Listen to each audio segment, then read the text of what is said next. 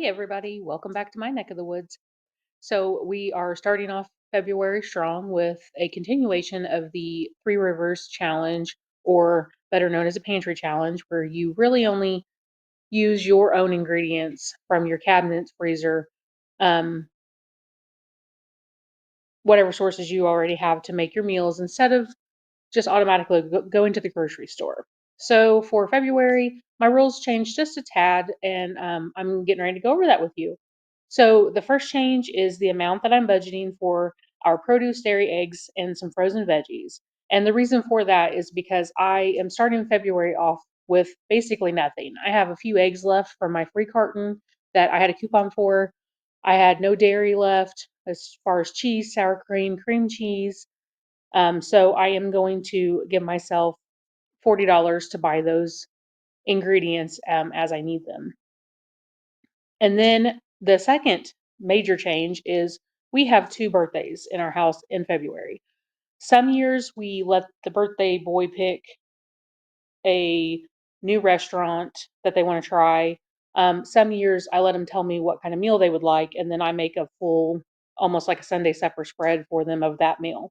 This year, we decided we are going to do the meal at home to kind of coincide with our challenge, but I will allow myself to buy any special ingredients to do that I may not have on hand. And it does not count against my budget because birthdays are a big deal to us around here. That's something that we love to celebrate each person on their birthday, so we're going to continue to do that.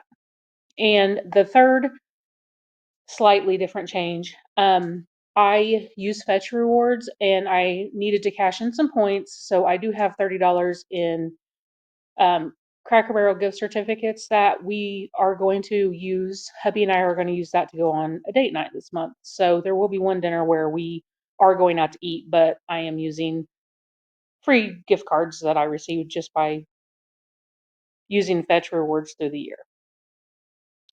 On day one, it was the weekend, so we slept in kind of late and skipped breakfast. We went straight to an early lunch. We had corned beef hash and fried eggs. And for supper, I just made some fried potatoes with diced up smoked sausage in it. On day two, I made pancakes for breakfast. We ate leftovers at lunch.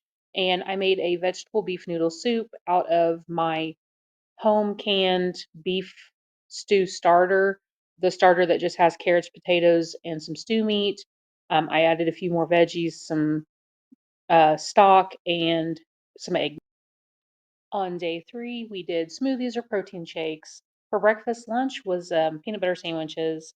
And for supper, I made creamy rotel hash brown casserole. The inspiration for that recipe came from plainchicken.com. On day four for breakfast, we did egg sandwiches. For lunch, we did leftovers.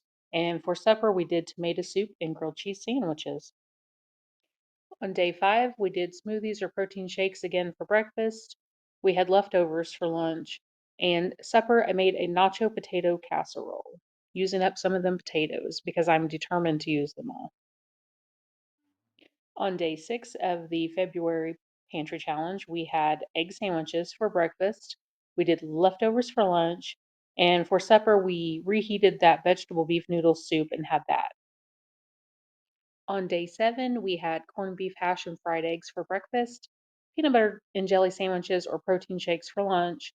And for supper, I made a Philly cheesesteak sloppy Joe that I ate open faced. And we did some more of that leftover veggie beef noodle soup. And we still have some, and we're so sick of it that I'm just going to freeze the remainder of that to have later in the year. On day eight, we had protein shakes for breakfast, peanut butter and jelly sandwiches for lunch, and for supper, I made a creamy barbecue chicken pasta. It was really good. I used that homemade barbecue sauce, and that sauce is really good for cooking. It cooks really well. So, definitely will be using that sauce when I make a cooked barbecue meal.